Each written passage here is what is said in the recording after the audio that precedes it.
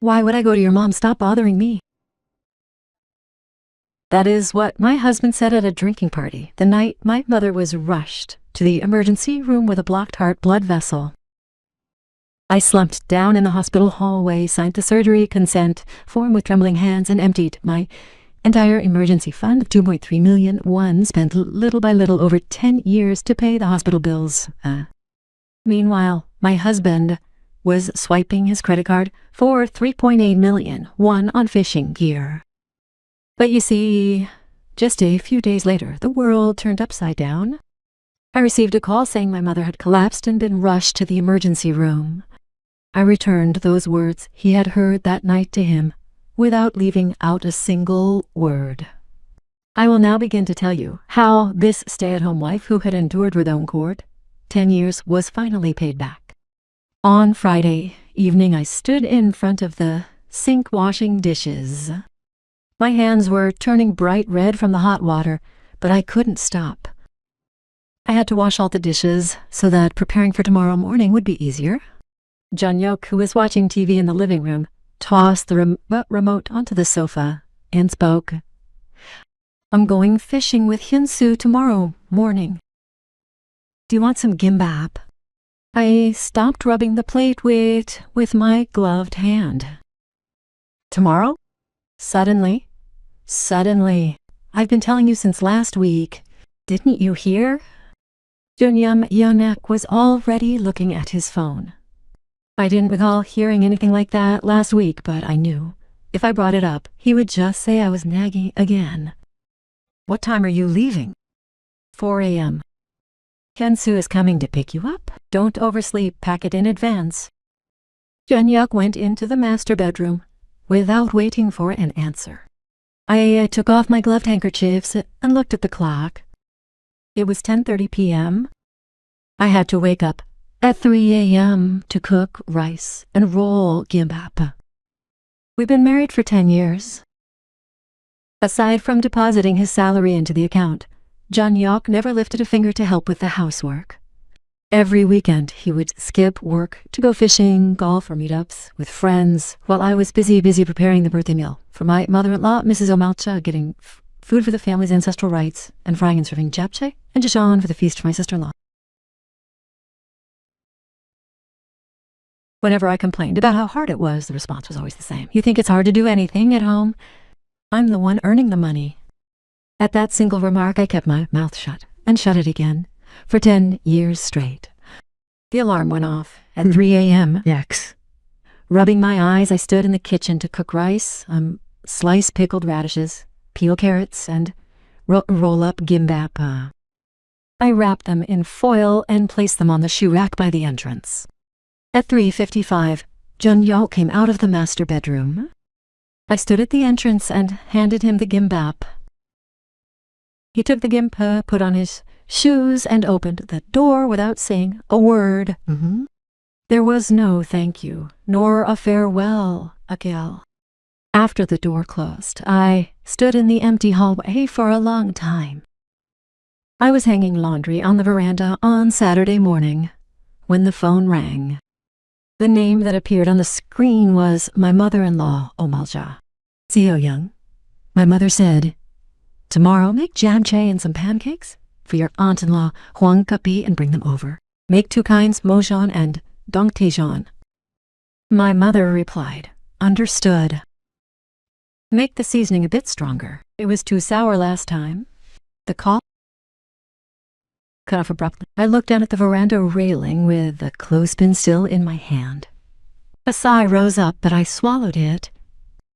The words I had heard for 10 years, that it is originally the daughter-in-law's job, came to mind automatically.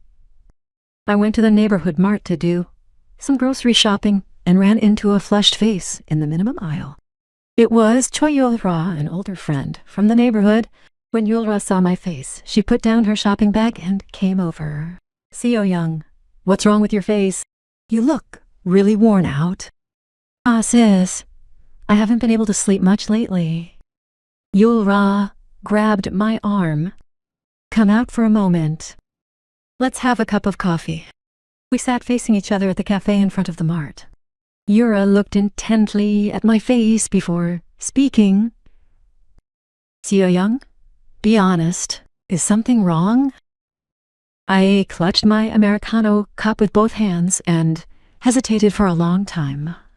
Strangely, however, the words inside me welled up that day. Honey, I'm a bit exhausted these days. Because of Junyeo, I couldn't nod or even speak. Yura slammed the coffee cup down and said, Seo-young, they look down on you. Because you do everything for them.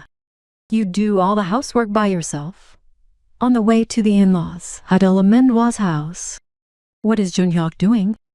Those words pierced the center of my heart. But I just smiled bitterly.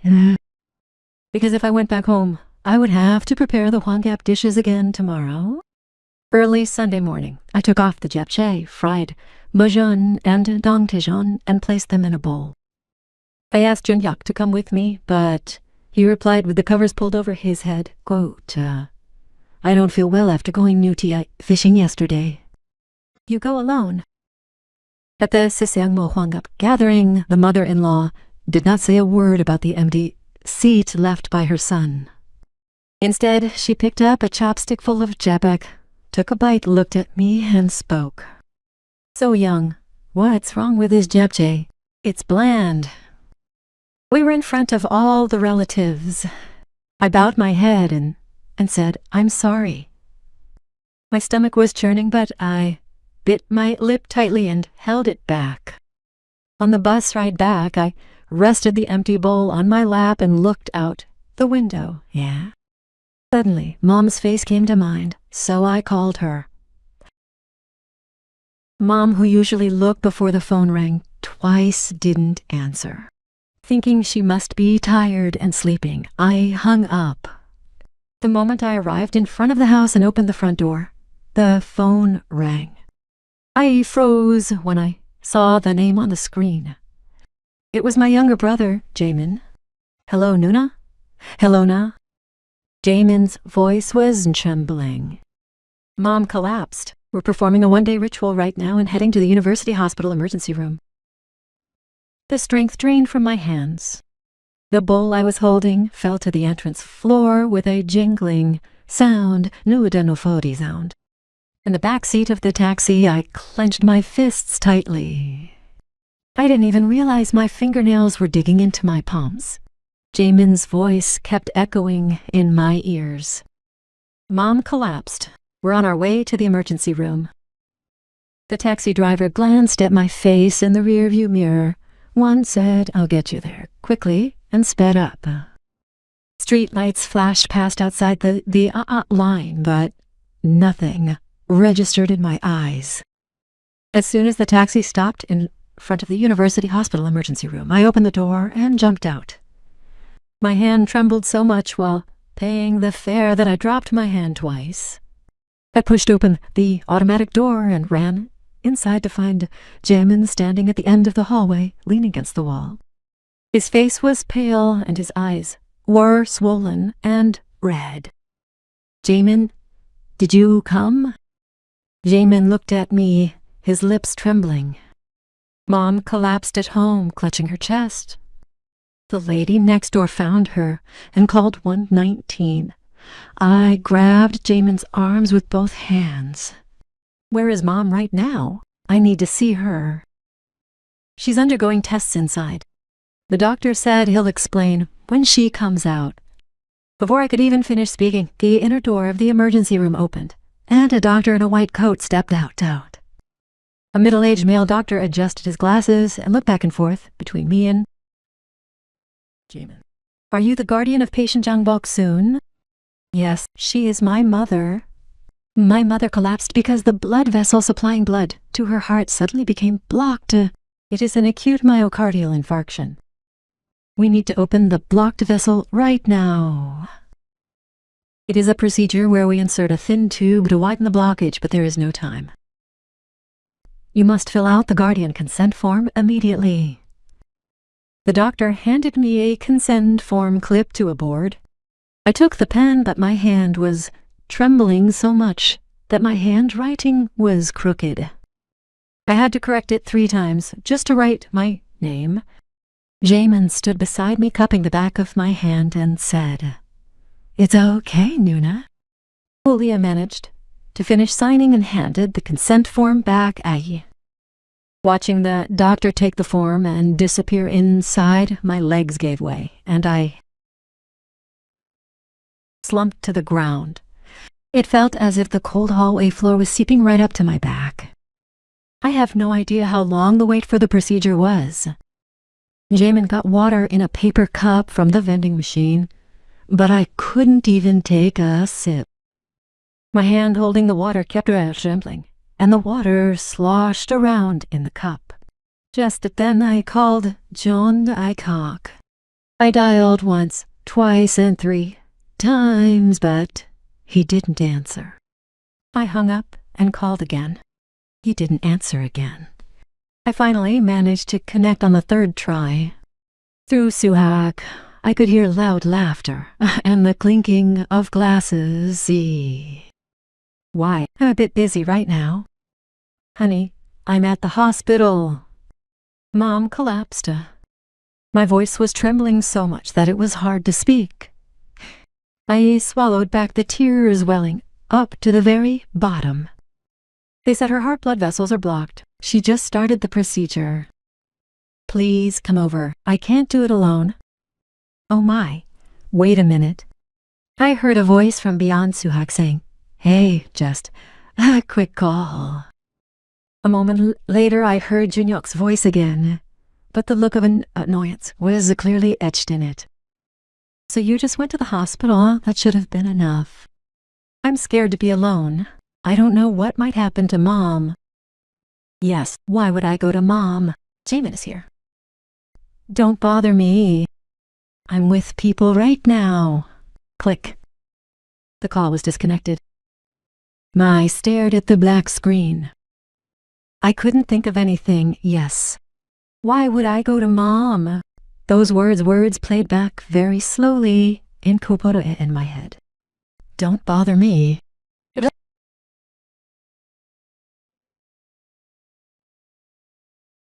Feast. It was I who was drenched in the smell of oil, from frying pancakes of every ancestral rite to the point where the smell permeated my hair. And it was I who stir-fried my aunt-in-law Huanggap's japchae and flew over by bus. Yet on a night when my mother could have died, though it don't bother me.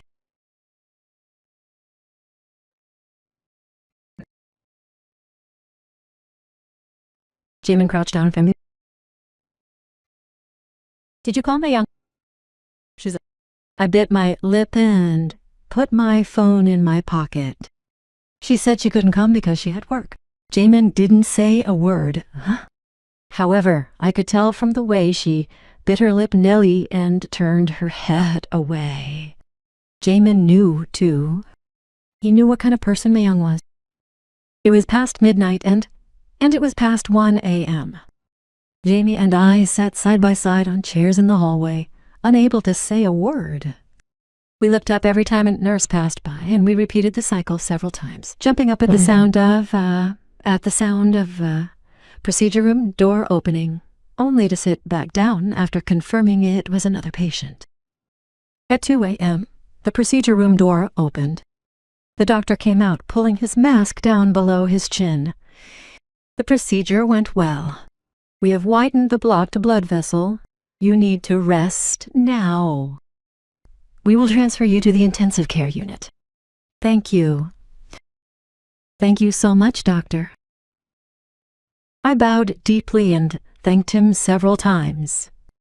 My legs had given way, and if Jamin hadn't held my shoulder, I would have knelt on the floor. Through the glass window of the intensive care unit, I saw Mom. Tubes were connected all over her body, and her face was as white as paper. Mom, lying there with her eyes closed, looked so small.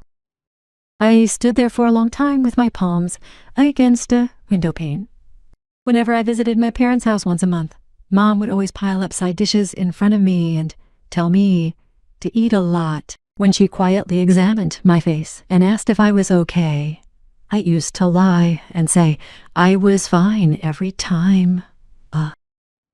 Watching Mom's chest rise and fall faintly through the window, I gritted my teeth.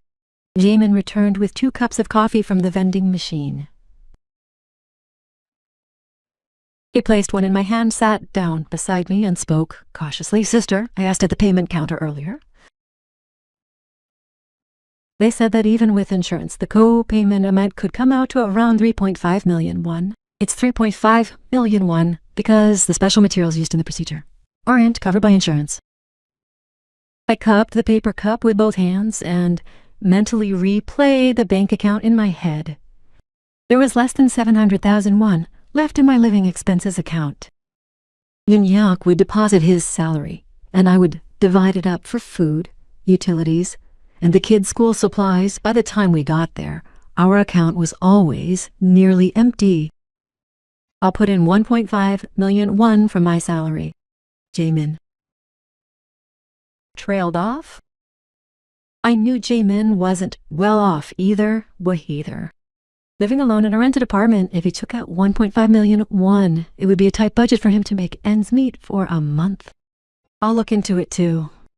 That night, sitting on a chair in the hallway, I sent a text message to Jun-yak. Mom's hospital bills were really high. Can you contribute a little? The read notification popped up. 1 minute passed, then 5, then 10, my 10. Even after more than 30 minutes, no reply came. I turned off the screen and placed my phone on my lap. I could only hear the flickering of the hallway fluorescent lights. The next morning, I stood in front of the payment counter. They told me I had to pay an interim payment of 2 million won. I had 1.5 million won that Jamin had deposited, and the remaining 500,000 won was 500,000 won. I opened my banking app. In a corner of the screen, I saw my emergency savings account. 2.3 million won. It was an account I had secretly obtained by saving 10 million won at a time since before marriage, and by depositing the allowance my mother used to firmly press into my hand whenever we met. I hadn't told anyone, and Jun didn't know either. It was money I had saved and saved for 10 years. It was my only safety net, created to be used only as a last resort if something happened. I pressed the cancellation button. 2.3 million won was deposited into my account. I paid 2 million won at the payment counter. The moment I received the receipt, tears streamed down my face. The cashier asked if I was okay, but I only nodded and left the counter. I stood by a fire extinguisher in the corner of the hallway and wept silently. It had been 10 years. The money I had saved for 10 years had turned into a single receipt. But since Mom had to live, there was no other way. Mom was moved from the intensive care unit to a general ward. Hiring a caregiver would have cost over $100,000 won a day, and we couldn't afford that. Jamin and I decided to take turns staying up all night. Since Jamin had to go to work during the day, he would come at 9 p.m.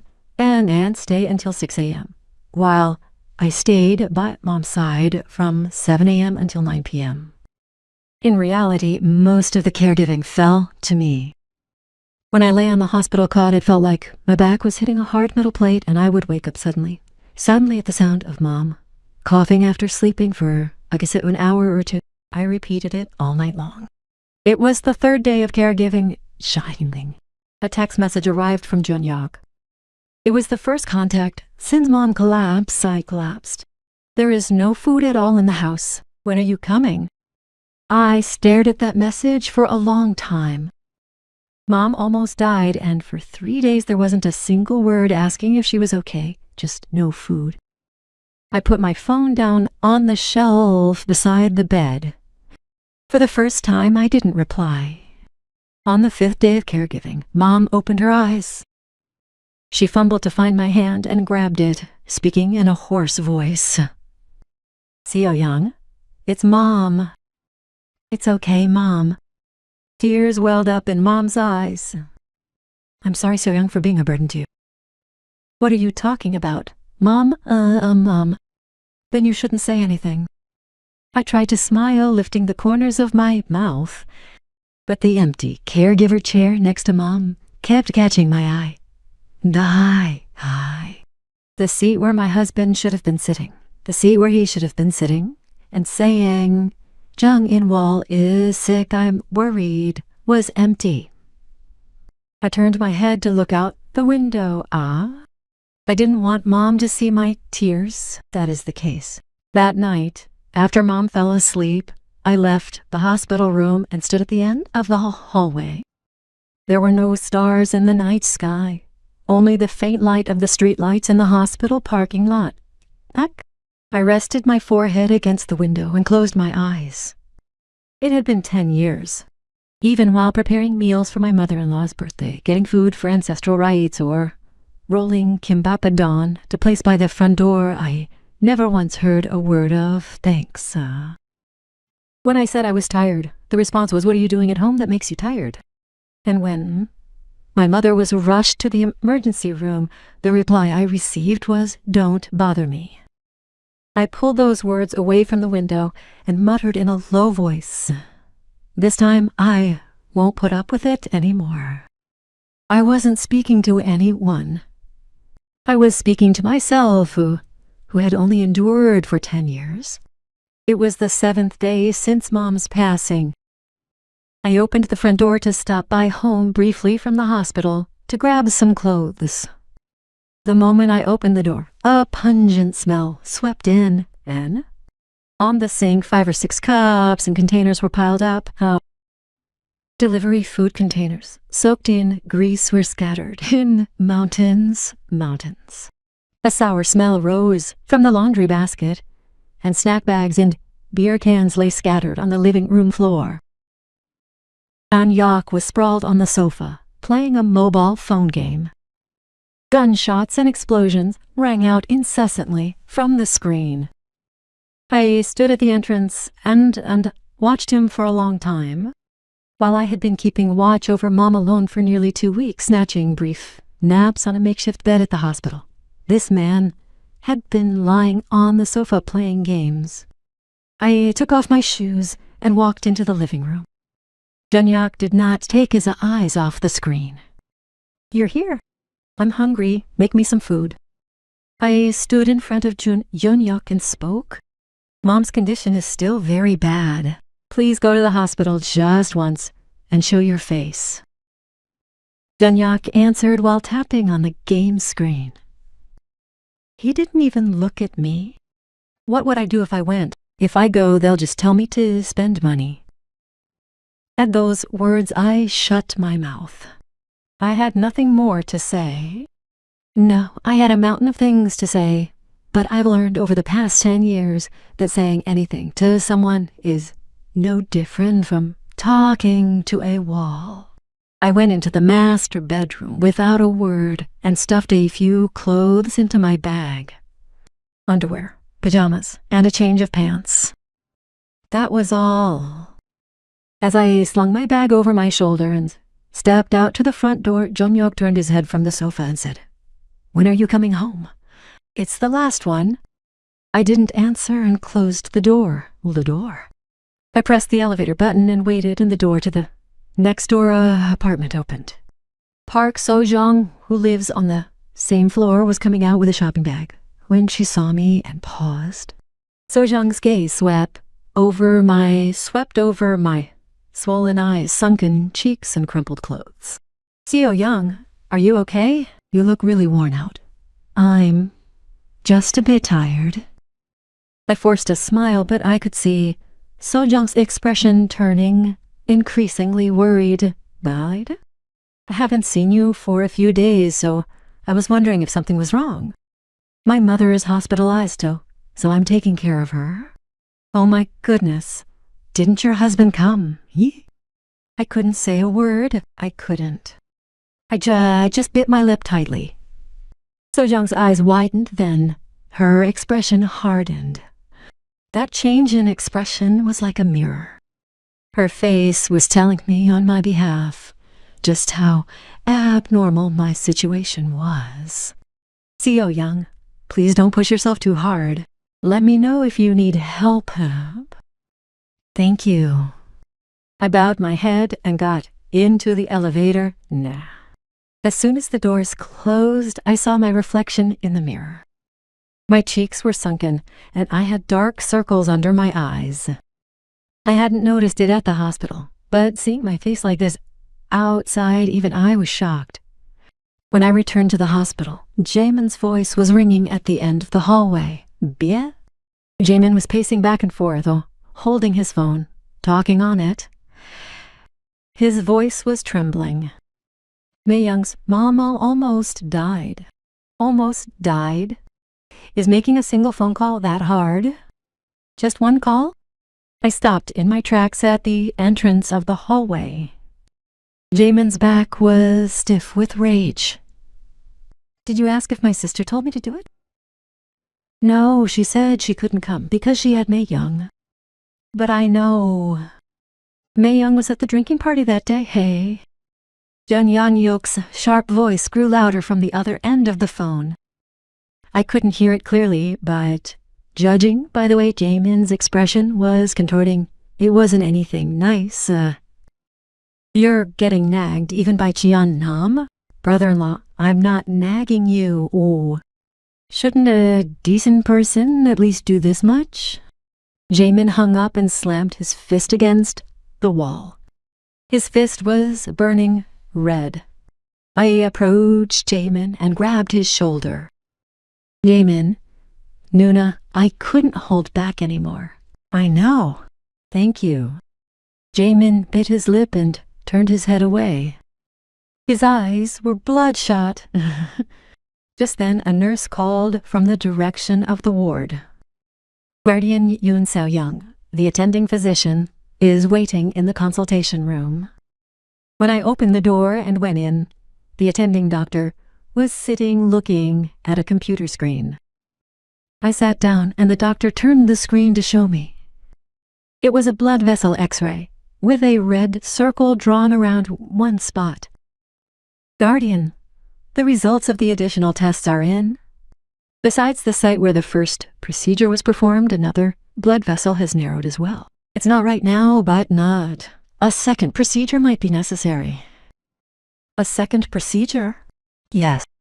Also, since we might have to use medication not covered by insurance this time, the additional cost could exceed 2 million won. 2 million won. After canceling my emergency savings of 2.3 million won, the remaining money was 470,000 won. I tightened my grip on the armrest of the chair. Understood. Thank you, sir. I left the consultation room and sat on a chair in the hallway. I opened my banking app and checked the balance. 470,000 won. The number seemed to be glaring at me from the screen. I couldn't bear to burden Jamin any further. After all, Jamin was already spending nearly half of his monthly salary on his mother's hospital bills. I started searching for small loans on my phone by myself. Emergency living expenses, small loans for low credit, loans for housewives. My fingers trembled as I typed the search terms. Then something suddenly came to mind. It was the credit card statement stuck in the drawer. I had seen it while sorting through the mail last month. It said Junyak was buying new fishing gear. It was a record of a card payment of 3.8 million won. Fishing rods, reels, a waterproof suit, and a cooler 3.8 million won all at once. With that money, there was more than enough to pay for Mom's additional surgery. I felt the hand that handed me the phone trembling. While I spent the 2.3 million won I had saved over 10 years in a single day, this person was swiping 3.8 million won on fishing gear. That night, in the hospital room where Mom was asleep, I sat on Gani's bed and stared into the darkness. The medicine Rodamoval Arte dripped from the IV line. It was the 9th day of caregiving. I was eating alone in the hospital cafeteria when I received a call from Junyak. It's the preliminary gathering for Mom's 70th birthday this Saturday. I need to prepare the food, so please stop coming out. The house is a total mess without you. I stopped holding my spoon. Why spoon? The sound of the news coming from the cafeteria. TV sounded distant. Mom hasn't even been discharged yet. I can't prepare the food. The conversation turned to the morning, and it fell silent. 1 second, 2 seconds, 3 seconds. Are you talking back to me right now? Jun-yok's voice rose sharply. I'm not talking back. Mom is still in the hospital, so I can't go right now. Hey, Mother, it's her 70th birthday. Her 70th. It happens. Only once in a lifetime, and I'm not going to do whatever I want with it.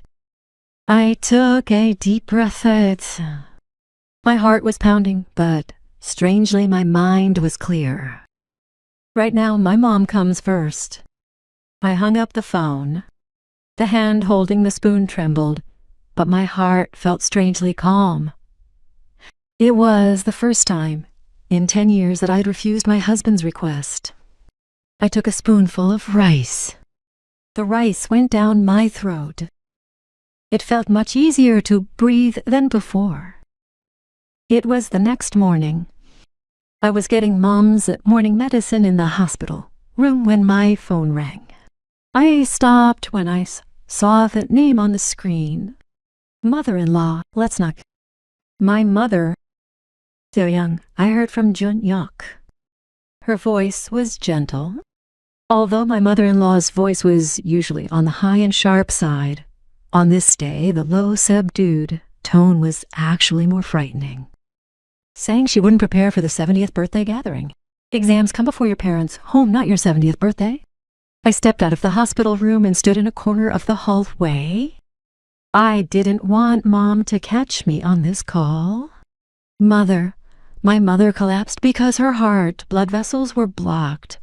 She was sent to the intensive care unit and hasn't even been discharged yet. I'm sick every day right now, so there isn't a single sick person in every household. Still, we have to do what needs to be done. A 70th birthday comes around every year. I bit my lip tightly. The light leaning against the hallway wall felt cold. Mother, I'm sorry, but I'm fine right now. Let's talk later. The call was cut off. I put down my phone and stood there for a long time. It felt strange even to myself that the words, "I'm sorry, but," had come out of my mouth. For 10 years, I had never said anything to my mother-in-law other than, "I am sorry, and I understand." When I returned to the room, Mom was looking out the window with a tracheostomy tube attached. When she saw me come in, I turned my head. "Seo Young-ah, who's on the phone?" "Ah, just someone I know." "It's nothing, Mom." Mom didn't ask any further. However, as if she had read something in my expression, she closed her mouth and looked out the window again. Jamin came to relieve me at lunchtime. Jamie entered the hospital room, opening the door with 2 lunch boxes, and frowned when she saw my face. "Nuna, you couldn't sleep all night again, right?" "No, I slept a little." I sat side by side with Jamin on a bench in the hallway outside the room and opened the lunch boxes. Jamin picked up a rolled omelet with his chopsticks and asked, "Nuna, what did my family say this time?" Mom called telling me to prepare food for the 70th birthday party. Jamin slammed his chopsticks down. "What? People are talking about 70th birthday food when life and death are at stake. Jamie, lower your voice. We're in a hospital." Jamin gritted his teeth and shook his head. The tendons in his temples turned red. "Nuna, I don't understand. My mom is lying here like this, so what on earth is so important about that family?" I said quietly as I closed my lunchbox lid. "I think my eyes are finally opening." The moment those words left my lips, I saw clearly the life I had lived for the past 10 years. Waking up at dawn to roll kimbap and prepare food for ancestral rites, stir-frying and serving japchae for my mother-in-law Huangap, bowing my head in the face of my mother-in-law's reprimands, hearing the reply, "What do you do at home that makes you tired?" Whenever I complained about how hard it was, and swallowing it all while telling myself, well, this is just how it is, all those 10 years unfolded before my eyes at once. Jamin patted my shoulder. Nua, don't hold back this time. Even while caring for her, our living expenses had run dry. 470,001 in my account. I had to survive a month on that money. Just thinking about the additional money needed for Mom's hospital bills made everything go dark. Around that time, Ms. Young Mi-sun, the nurse in charge of Mom's room, spoke to me Saishim. Ms. Mi-sun had been watching me stay up all night on Gani's bed every day, that is it. That evening, Ms. Mizian, who had come in to take Mom's blood pressure, finished recording the readings, looked at me, and spoke cautiously. Guardian, may I ask you something a little sensitive? Yes, please go ahead. There is a cafe in front of the hospital, and they are looking for someone to work in the mornings. It is 4 hours from 7 to 11. If circumstances allow, would you be willing to go take a look? Ah? Ms. Mision took a folded memo from her pocket and handed it to me. The cafe's name and phone number were written on it. I know you stay here all night every day. If you go out even for a moment in the morning, it will be nice to get some fresh air. I took the memo, bowed my head, and said thank you. My throat was so tight that I couldn't say anything more. Starting the next day, I began working part-time at the hospital cafe from 7 to 11 a.m. I decided to stop by the hospital first in the morning before Jamin went to work to stay by Mom's side, so I was able to fill the gap in caregiving. My job involved brewing coffee, closing the cups, and taking orders from customers. I was a bit nervous, so on the first day, I drank 2 cups of coffee. I spilled food and took the order wrong, so I apologized to the boss 3 times.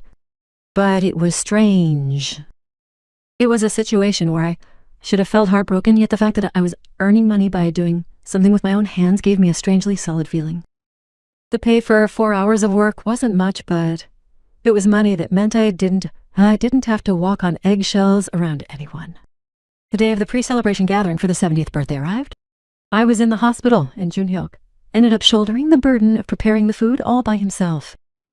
That afternoon, my mother-in-law called again. Seo Young, my mother, if you were going to act like this, why did you become a daughter-in-law? Do you think Junhyuk can cook by himself? The japchae's all mushy, and I burned everything. I stood in the hallway outside the hospital room and closed my eyes. In the past, I would have just said, I'm sorry, and hailed a taxi immediately. But that day was different. Mother, I'm sorry, but right now my mom comes first. My voice didn't tremble. It was enough to surprise me. I could feel my mother-in-law speechless for a moment after the call. Well, to my mother-in-law right now. Mother, please stay healthy. I hung up. The cell phone in my hand was soaked with sweat. It was there.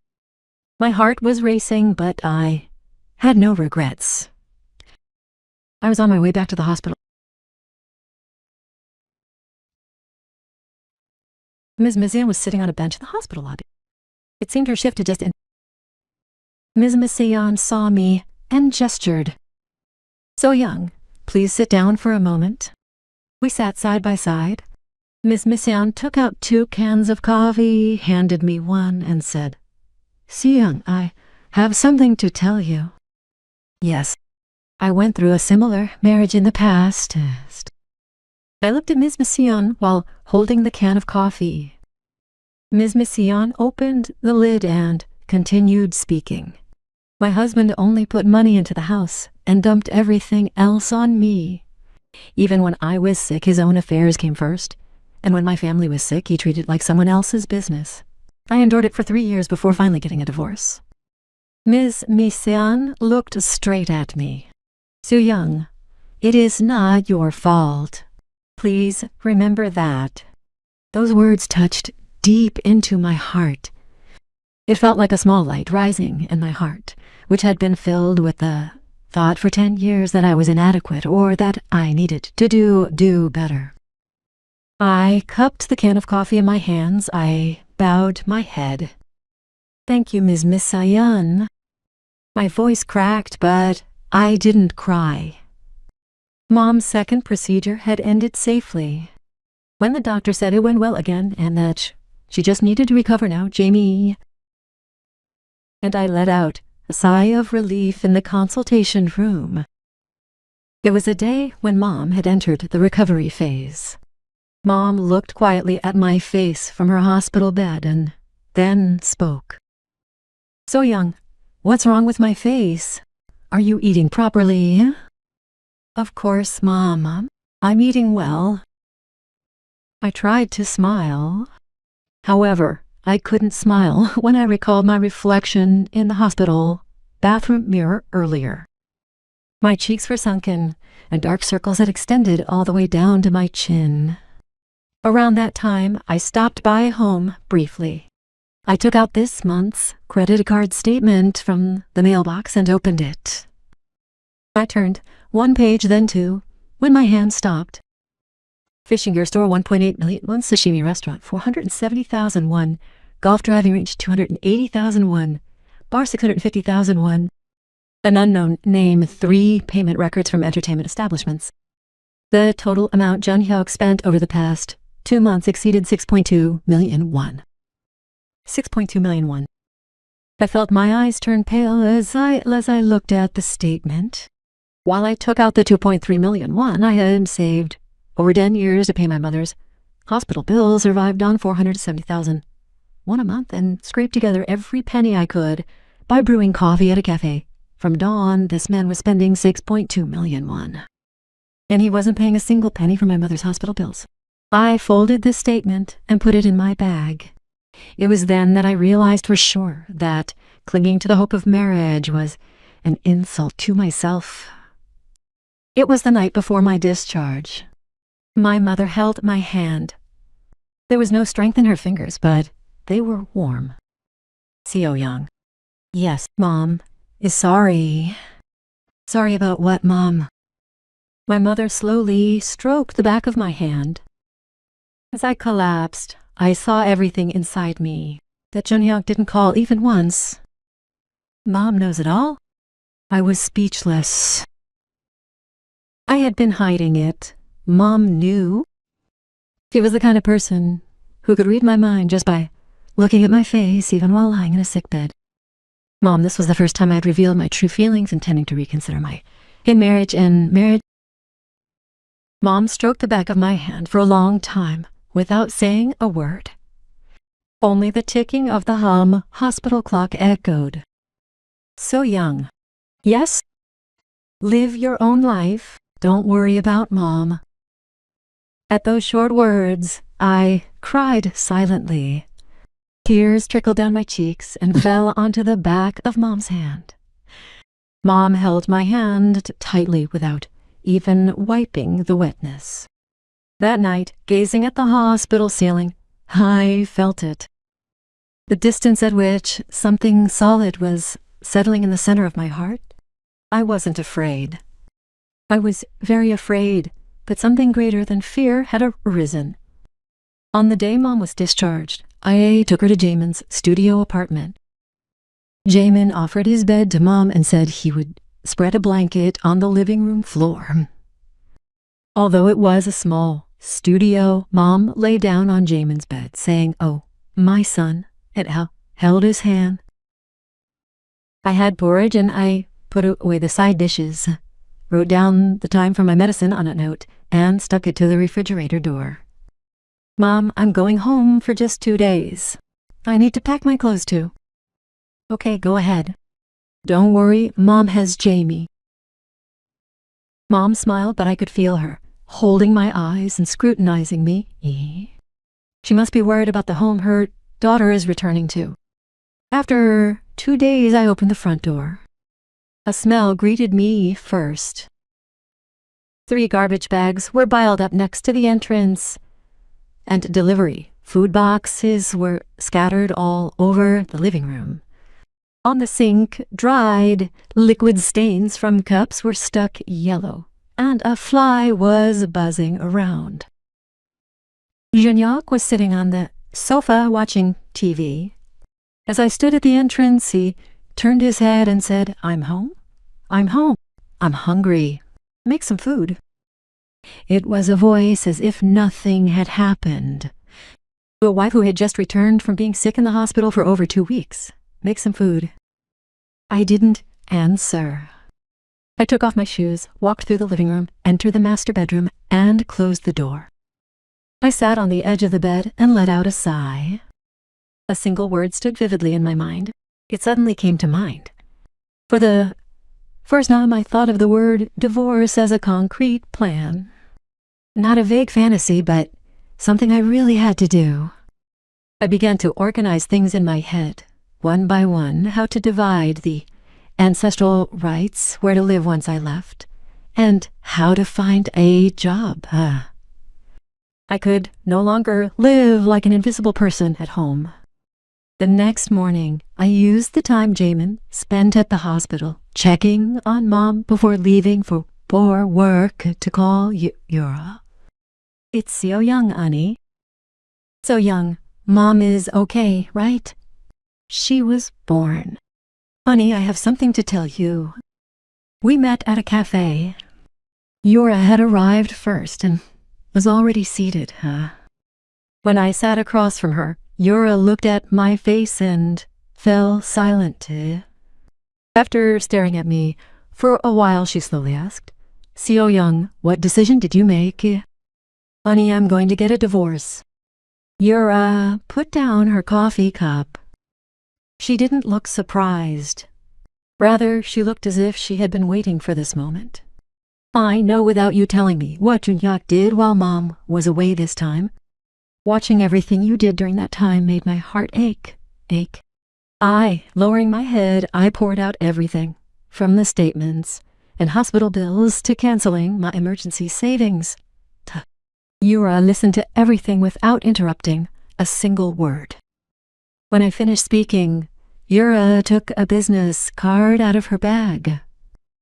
"So Young, I know a divorce lawyer. Why don't you at least get a consultation first?" The business card bore the name Beiji Wand and the address of a law firm. "Is this person competent? He's a junior from my college days, and he's well known in this field." I bowed my head as I accepted the card. "Thank you, Annie." "You're welcome. It's just a relief you finally made up your mind." 2 days later, on a weekday afternoon, I entrusted Mom to Jamin and visited the law firm. When I opened the door to the office on the 3rd floor of the building, I was guided to a neat consultation room. Attorney Beiji Wan was a woman who looked younger than I had expected. Wearing glasses and a neat suit, Attorney Bei sat down and said, "Ms. Yoon Seo-young, please feel free to speak. I will listen to everything and summarize it for you." I told her everything from beginning to end. A 10-year marriage taking charge of the household, housework, and the law's events. My husband's indifference, hanging.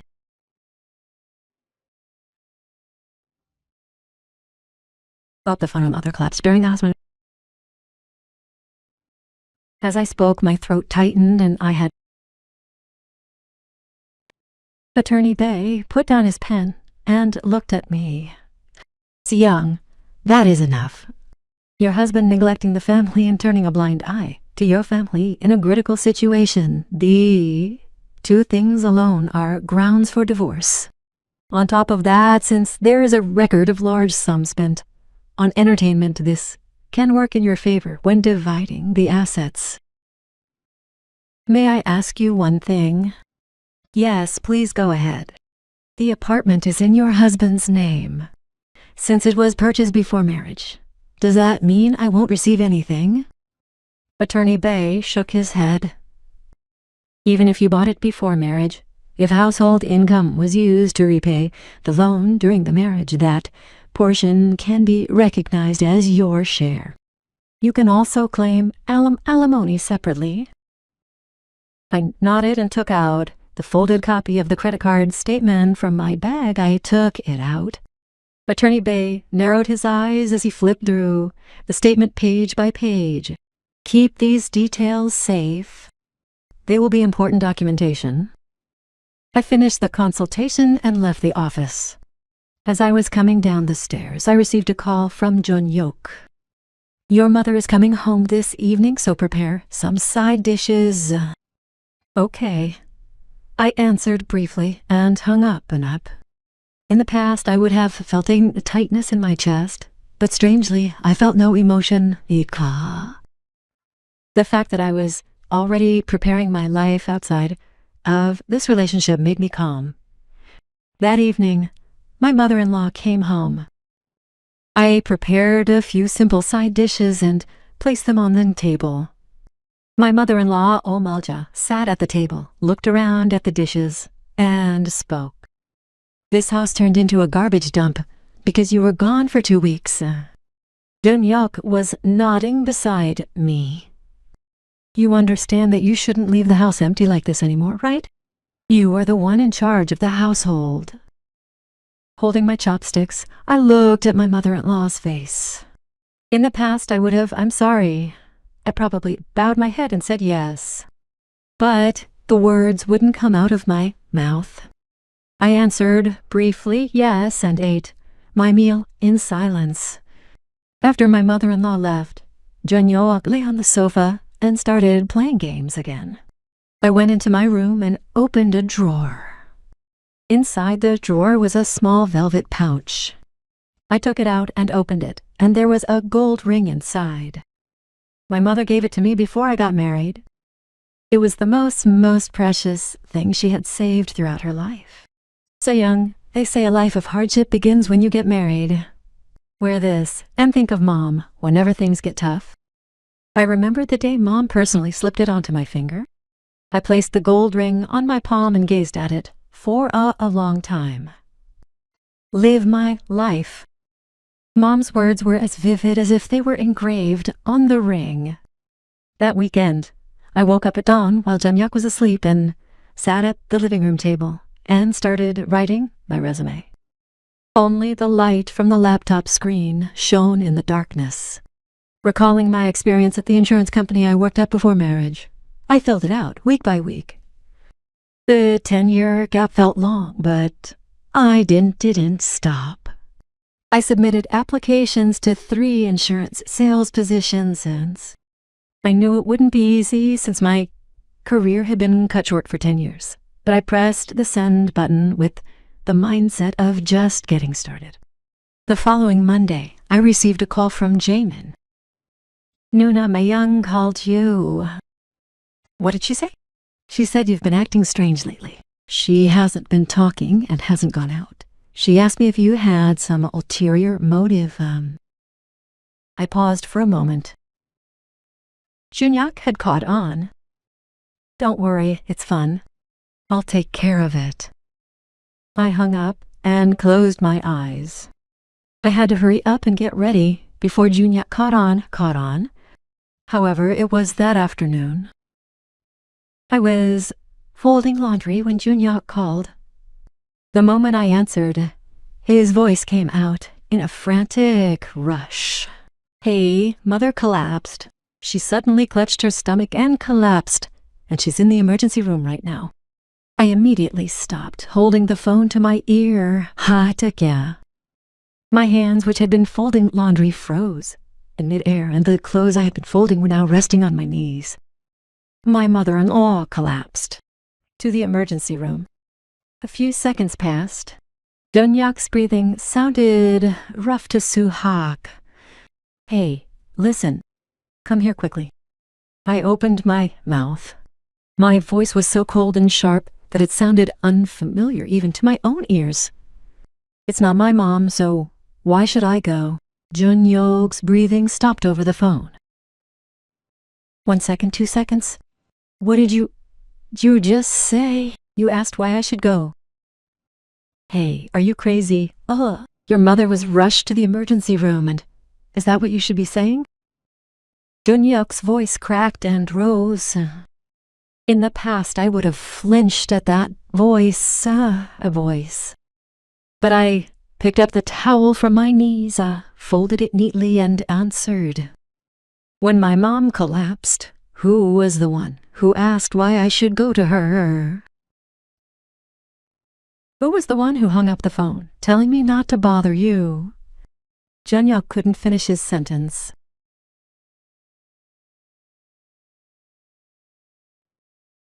Of footsteps coming and going, the mechanical hum from somewhere. I'm not going. You handle it. I hung up. I placed the cell phone I was holding onto the table. I let go. My heart was pounding fiercely. The back of my ears burned hot, and at my fingertips it trembled slightly. But at the same time, it felt as if something heavy that had been weighing on my chest was rolling away. It felt as if cold air was filling the void left by what had been crushed for 10 years. I picked up my phone again. It was Junhyuk. I didn't answer. I picked it up again.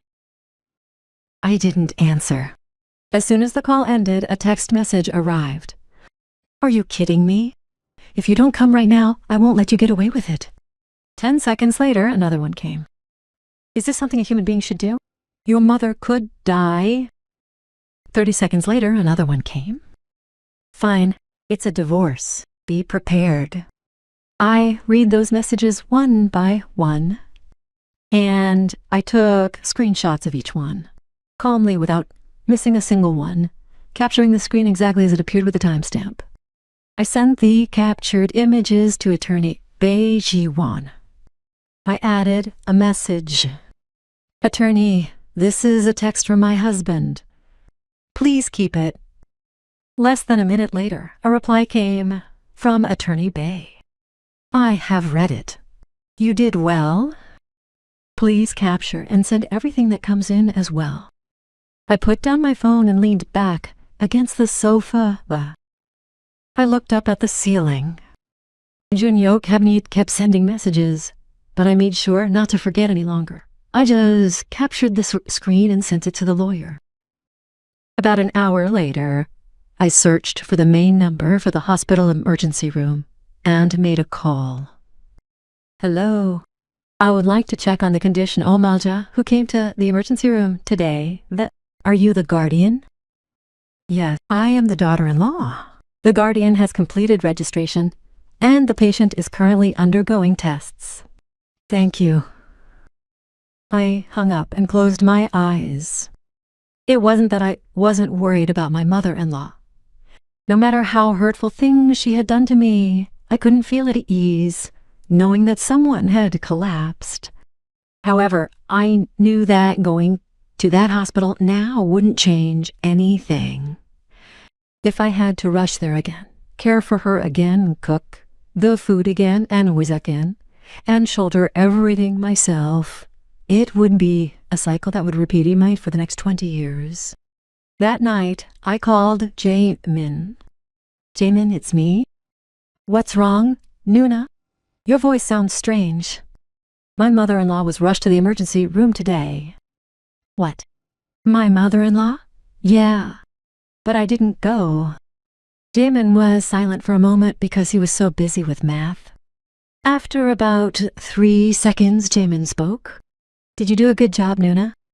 Yeah, it takes this much for that guy to come to his senses. Sin, you always rush over. My young didn't do anything. Jaemin's voice was firm. I hugged a sofa cushion and asked, but shouldn't we check on mother-in-law's condition? Condition? Of course. That's how you feel, Nuna. Yeah, I called the hospital earlier to check. They said they are conducting tests. That's enough, Nuna. Nuna, you did your best. After hanging up, I sat on the sofa for a long time. The living room clock tick and the faint sound of cars passing outside could be heard. It was the next morning. Junhyuk called and his voice was completely different from the day before. His sharp tone had subsided. Boyoung, How long has it been since Junhyuk called my name? I couldn't remember if it was him. Usually he would start a conversation by saying hey or without any title. They say Mom has a hole in her stomach.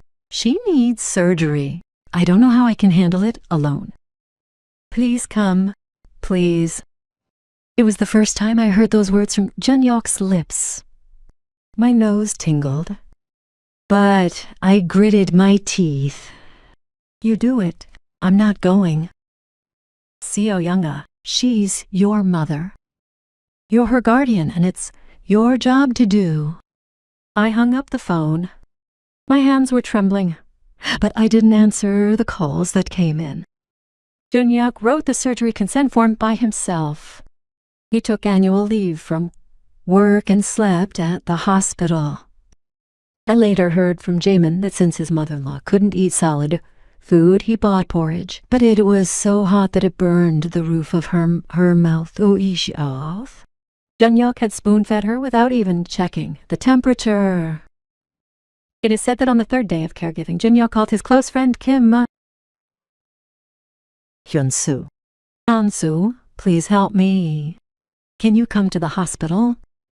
Hyunsu's, they say the answer went something like this. Hey, sorry, but I'm busy. That's something the family should do. The family should do? Oh.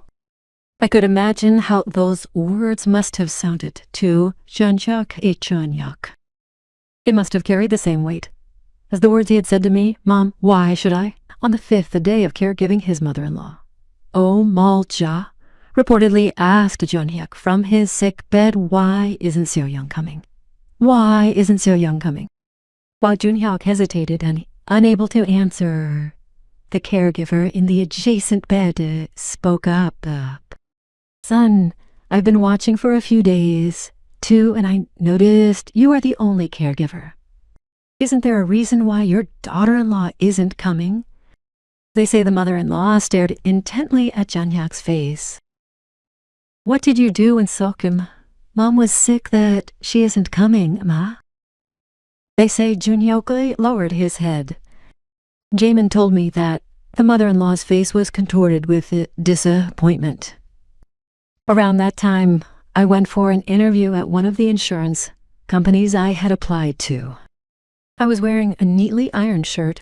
I sat in the interview room holding the bag I used to carry to the law office. The interviewer scanned my resume and asked, you have a 10-year gap in your career. What motivated you to return to work, huh? I looked the interviewer in the eye and answered my career was interrupted due to family circumstances, but now I find myself in a situation where I must become independent again. I will work hard at whatever job comes my way. The interviewer paused and stared at me for a long time. Then he slowly nodded. As I left the interview room and walked down the building stairs, I received a call from attorney Bae Ji-won. Seo Young, your husband has reached out. What is the message? He sounded out about a consensual divorce, but his terms are unilateral. Let's meet and talk. I hung up and stood in front of the building, looking up at the sky. Sunlight was shining through the clouds. I took a deep breath in and out. The end is beginning. That thought crossed my mind. 2 days later, I met attorney Bae Ji-won at the law office. Attorney Bae placed a document on the table and began to speak. Young, Miss Seo, I've summarized the husband's conditions, and I looked through the documents. He claims that since the apartment was purchased in his name before marriage, it cannot be divided, and that there is no alimony. That is his position. I put the documents down and burst into laughter. It was a laugh born of sheer disbelief. He is saying that the reward for 10 years of housekeeping, taking care of his family, and preparing food for ancestral rites is eternity. Attorney Bae adjusted his glasses and shook his head. You do not need to accept this. Even if the apartment was purchased before marriage, if household expenses were used to pay off the loan during the marriage, that portion is yours, Seo Young. After all, your husband was able to earn money because you took charge of the housework. Then what should we do? I will file for mediation first. The court will summon both parties to try and reach an agreement. If that fails, we will proceed to trial. Attorney Bay placed a pen on the table and continued. So Young, you have any materials you've collected over the years, right? Yes. I took a document envelope out of my bag. Threatening text messages, 4 credit card statements. Mom, I placed everything on the table, one by one, the text messages sent to Junhyuk at the time, the records of him reading the text but not replying, and even the hospital bills. Jamin also recorded his phone call with his brother-in-law. Can we use this as well? Attorney Bay nodded as he flipped through the documents one by one. It is sufficient. This is very advantageous for you, Seo Young. I recalled what he had said when handing me James' recording file. Sister, make sure you finish this properly this time. I nodded and handed the envelope of documents anew differently Attorney Bay. About 2 months later, a mediation hearing was scheduled at the family court. That morning, I stood in front of the mirror and dressed neatly. I wore a white blouse and black pants that I had bought with my first paycheck from my part-time job at the cafe. My face in the mirror looked better than it had 2 months ago. My cheeks had gained a little weight, and my dark circles had faded, and it was thanks to moving my body at the cafe every morning, earning money on my own and eating meals with Mom and Jamin at night. I opened the door to the court mediation room and went inside. Across the long table, Junhyuk was sitting there. Seeing him for the first time in a while, his chin was dark from not shaving, and the under eyes were deeply sunken. The hardships he had endured caring for his mother-in-law were clearly visible on his face. As I saw a reflection of myself nursing her in the hospital, a strange emotion welled up inside me, but I did not avert my gaze and remained seated. Junhyuk's lawyer spoke fast. The husband has been solely responsible for the household finances. Since the wife made no financial contribution, the division of assets must be minimized. Attorney Bay took out some documents and handed them to the mediator. These are the husband's credit card statements. Over 6.2 million won was spent on entertainment over 2 months, and not a single penny was contributed to the hospital bills when the wife's mother was in an emergency situation. The wife is the one who has taken on the responsibility of housework and caring for the in-laws for 10 years, enabling the husband to focus on his work. Attorney Bay presented copies of the credit card statements and hospital bills in turn. As the mediator turned the documents one by one, I could see his expression growing increasingly rigid. Junhyuk nodded. I dropped it. I saw Junhyuk's fist clenched tightly under the table. The mediation took a brief break. I had stepped out into the hallway to drink some water when Junhyuk approached me. His eyes were bloodshot and Seo Young. I looked at him, still holding the paper cup up. Are you really going to do this? I know I was wrong. Let's try again. Junhyuk's voice was trembling. In 10 years of marriage, I had never heard a voice like that. It stung somewhere in my heart. But I looked him straight in the eye and spoke. It's good to know you are wrong, but that isn't a reason to ask for another chance. Junhyuk opened his mouth but closed it again. Leaving Junhyuk standing there unable to say a word, I turned around and walked into the mediation room. The mediation had failed. The gap between the two sides' positions was too wide to reach an agreement, so the case was sent to trial. As we left the courthouse, Attorney Bay said, Ms. Hyo, quote-unquote, the trial will take some time, but there is enough evidence, so don't worry.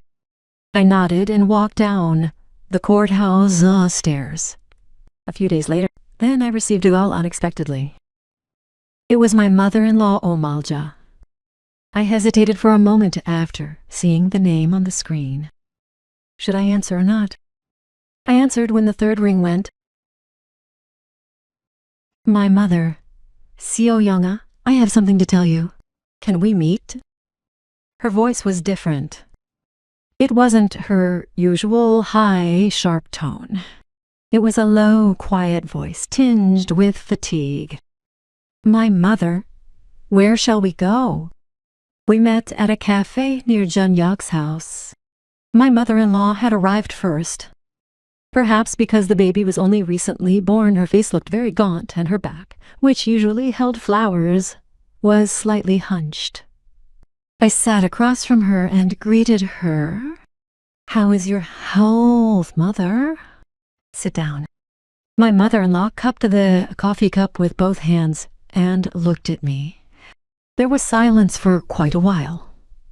Only the gentle music playing in the cafe filled the space between us. Seyounga, my mother realized it, while lying in the hospital. My mother-in-law took her hands off the coffee cup and continued speaking slowly. Seeing how Junhyuk is acting, I could tell at a glance how much you've suffered all this time. I listened quietly. That rascal brought soup, but he didn't even check if it was hot or cold. My palate is completely peeled off. He doesn't know how to do laundry, and his towels smell stale.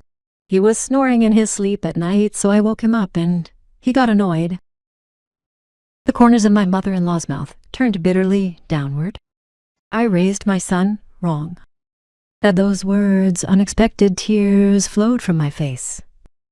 For 10 years, the only things I had heard from this person were the japchae is bland. You should do what you're supposed to do.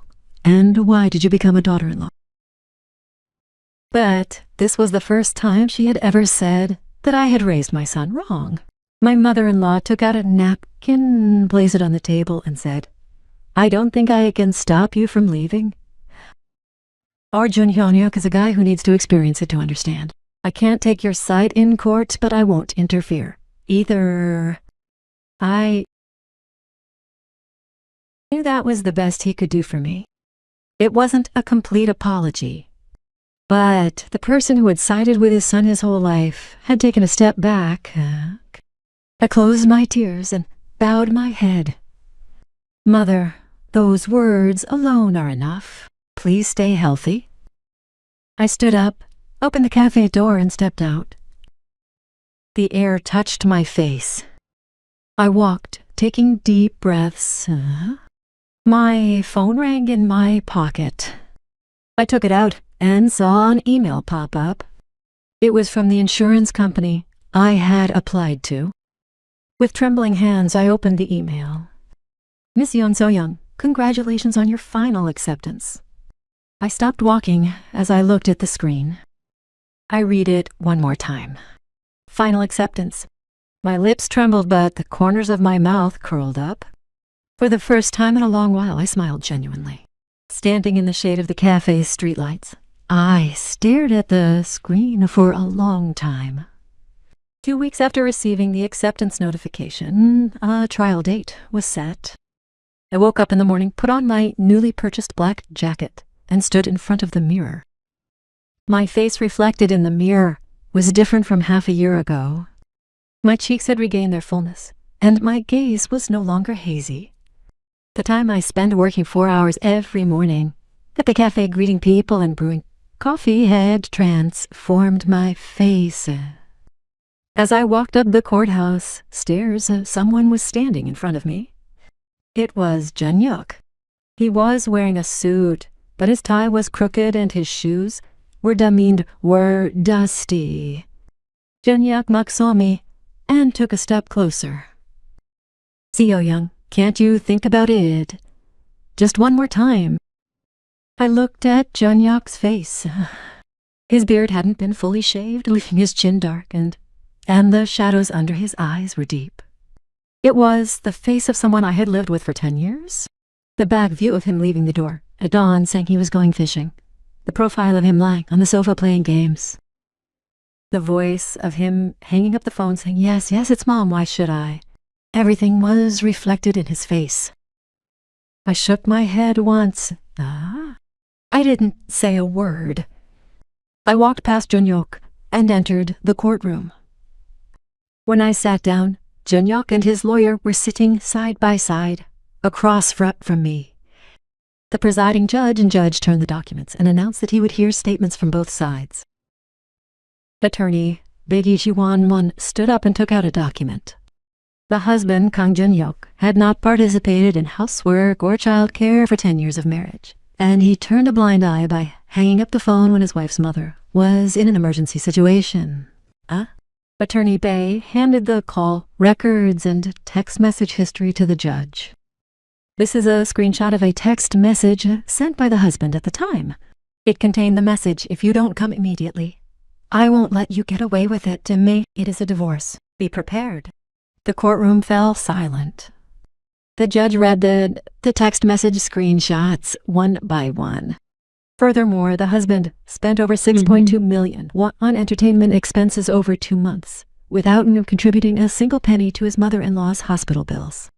The wife withdrew her entire 2.3 million emergency fund, saved over 10 years, to pay the hospital bills, and even worked part-time at a cafe in front of the hospital to earn living expenses.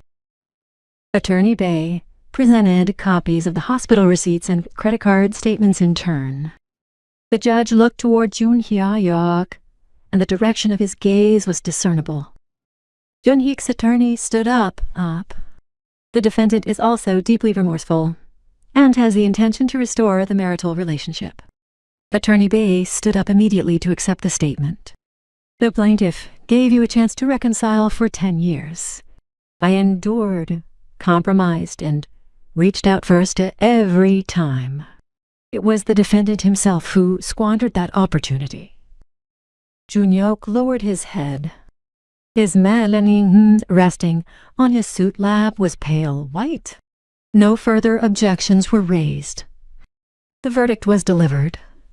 It was acknowledged that Junhyuk bore the primary responsibility for the breakdown of the marriage. My contribution to repaying the loans during the marriage was recognized as my share, and alimony was determined separately.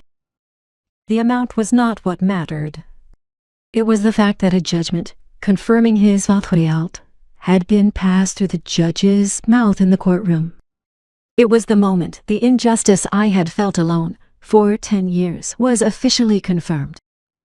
As I left the courthouse, the sunlight was dazzling. Jaemin was standing at the bottom of the stairs. He had rushed over before going to work. When Jaemin saw my face, he approached without a word and hugged me. I buried my face in Jaemin's shoulder and wept. I cried for a long time. It wasn't because I was sad. It was because a wave of relief that it was over, an overwhelming sense that this was just the real beginning washed over me all at once. Jaemin patted my back and said, "You worked hard, Nuna." "You worked hard too, Jaemin." I wiped away my tears and smiled. Jaemin smiled too. A week later, I started my first day at the insurance company. When I opened the office door and stepped inside, the team leader showed me to my seat. A box of business cards sat on the desk. I opened the box and took out one. I read the name, Yoon Seo-young. Customer support team, letter by letter. I had never felt this name so vivid before, miss. For 10 years I had been known only as the daughter-in-law of Mon Jin-hyuk's wife, Oh Malja. At my in-laws' house, it was always Seo-young. Prepare the meal, Seo-young make the pancakes. Seo-young make the japchae.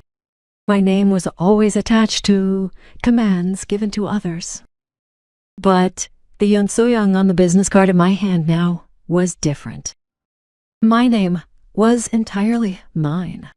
A month later, the property division and alimony were deposited into my account. With that money, I found a small 2-room apartment for rent near Jaemin's studio. As I signed the contract at the real estate agency, I wrote my name clearly once again. Yoon Seo-young? This time my hand didn't tremble. Moving was really no big deal. A single suitcase containing a few pieces of clothing, a box of books, and a small velvet pouch containing the gold ring Mom gave me. That was all. I stood in the empty room and looked around. It was an empty room, with no furniture or curtains, yet it felt strange. That empty room felt wider and brighter than any space I had been in over the past 10 years. On the evening of the first day of moving, Mom and Jamin came to visit. Jamin brought tteokbokki and fried chicken, and Mom brought